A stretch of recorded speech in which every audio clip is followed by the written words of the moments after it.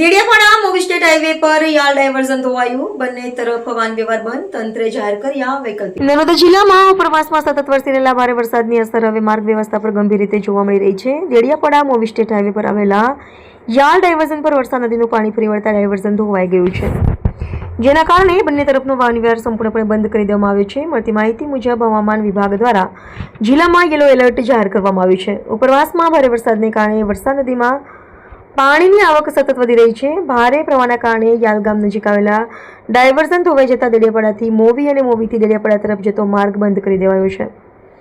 માર્ગ બંધ થતાં મુસાફરો, વિદ્યાર્થીઓ, નોકરિયાતો તેમજ માલવાહક વાહનોની અવરજવર પર વ્યાપક અસર પડી છે.